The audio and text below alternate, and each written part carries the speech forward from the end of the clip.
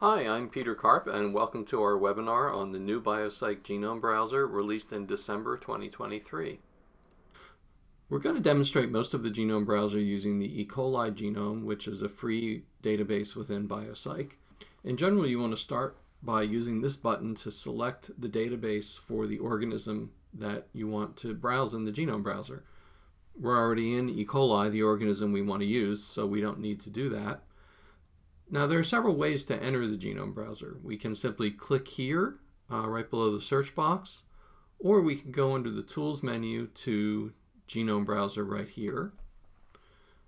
Okay, so we've now entered the Genome Browser, and the Genome Browser is divided into several areas. There's this low-resolution view of the entire chromosome right here, and the red region shows the region that is magnified down here. Then we have several buttons right here for the Genome Browser and a search bar that's specifically for the Genome Browser. Now, before we get into those controls, I want to show you one more way to enter the Genome Browser, which is if we go back to ecopsych.org, the home page, if we search for a gene like TRPA, and click through to the gene page, we'll see that there's a View in Genome Browser button right here. So this is another way to enter the Genome Browser. And when we do it this way, the gene we came from, TRPA, is centered right here in the Genome Browser.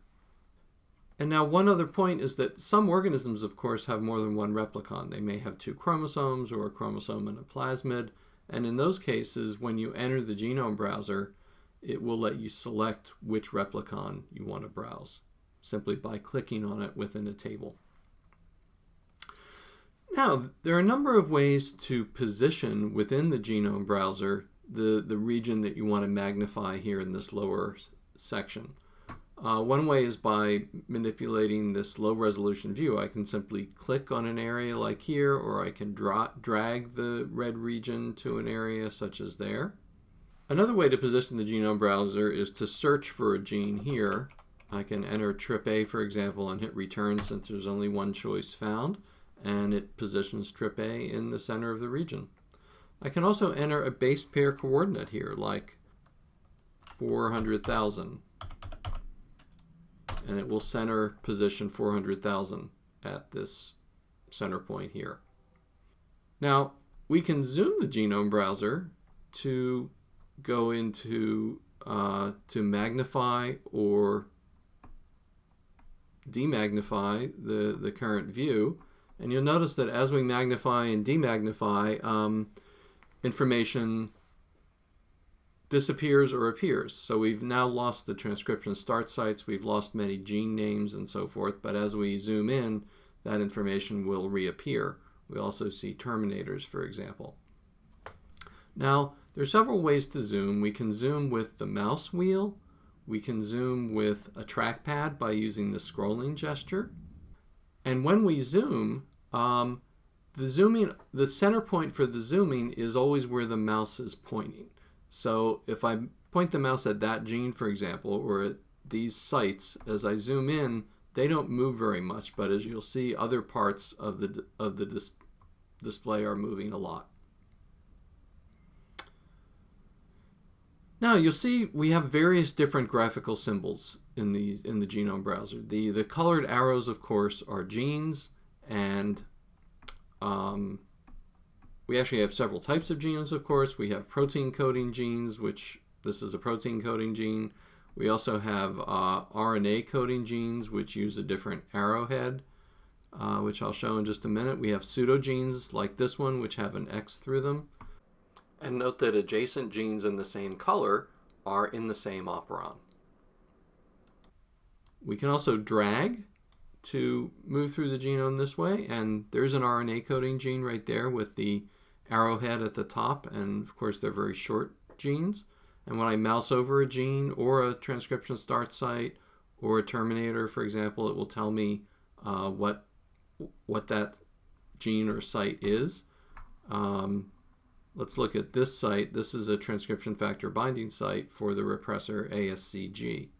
Now, if you forget what some of these graphical symbols mean, you can always click on the legend button up here, and it will show you the meaning of all these different graphical symbols. And we can turn on and off the display of some of this information by clicking on, off, or auto. For example, if we want to turn off all terminators, I can click off here. If we want to turn off transcription start sites, I can click off. Or we could turn off pseudogenes, or we could turn off everything but pseudogenes, and we could see where all the pseudogenes are in the E. coli genome. Now, what auto means is that the visibility is determined by the zoom level that we're at automatically. And if we select on or off, it will be always on or off, regardless of the zoom level. As we zoom in further and further, and as you saw, I can zoom quite fast by spinning the mouse wheel. As we zoom in further and further, we eventually get to the sequence level, where we see both the nucleotide sequence and the amino acid sequence here. And we can extract a region of sequence quite easily. I'm going to click here on Get Sequence, and let's start with an amino acid sequence region to begin with. We simply select the start amino acid. Let's say we want the amino acid for this protein, the amino acid sequence for this protein here.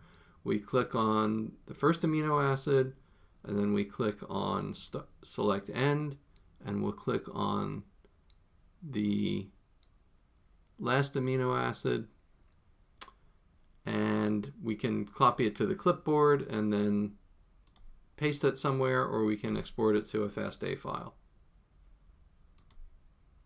And it's just saved a file to my downloads directory. Now, what if we want to get a nucleotide sequence region? Once again, we select a start region. I'll select a start, a base right here. And we can then select the end base.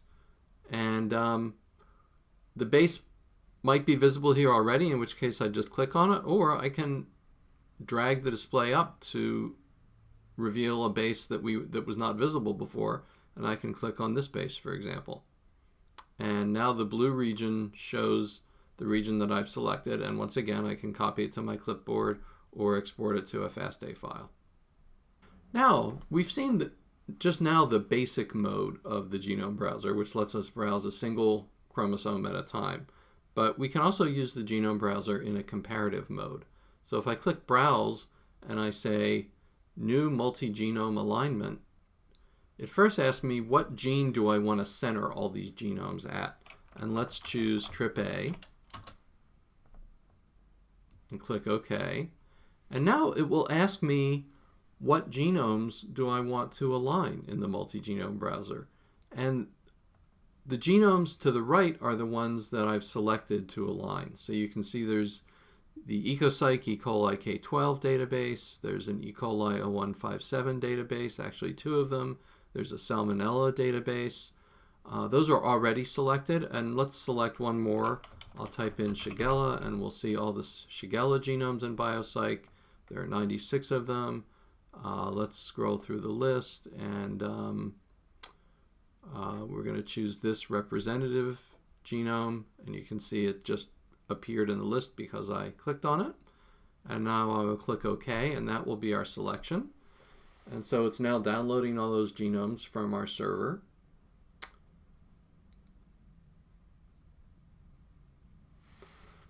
Okay, and here's the resulting display. Now, in the previous display, gene color indicated operon membership, meaning in the basic genome browser, adjacent genes in the same color are members of the same operon. But in the comparative genome browser, we actually change the meaning of color. Here, orthologous genes are in the same color. So for example, if I move over TRPC, we'll see all the TRPC genes are in this blue color. And in fact, there are only about a dozen or so colors. We sometimes reuse the colors. And so that's why we have the mouse over capability, that when we mouse over a gene, it highlights all its orthologs. So for example, these genes in green are distinct from, say, these genes in green. Now with these genomes aligned, we can pretty quickly see which regions of these genomes are conserved and which are not. So gray genes do not have orthologs elsewhere in the display. The colors are always start with the first genome. That is, the colors are assigned in the first genome and then mapped to the other genomes. But there's no mapping between genomes other than the first genome. In other words, there will be no genes that have a color only because they have orthologs in these two genomes alone. So these genes are gray. They have no ortholog in the first genome. Now, just as in the regular genome browser, I can click and drag to change the region of the genomes that I'm seeing, and I can use the mouse wheel to zoom in or out.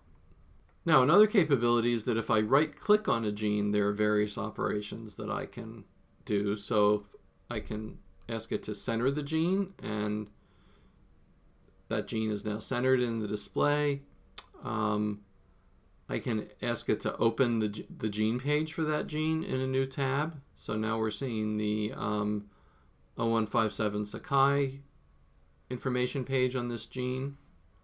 Some other things we can do on the right-click menu are to start a new multi-genome alignment at that gene in that organism, or browse a single chromosome at that gene, and we can perform sequence alignments as well. Let's try this one. So in this case, it has centered the genome browser at the TRPC gene, which is what we just came from, in this 0157 Sakai genome. So now we're browsing a different genome than when we started. Okay, and thank you for your attention.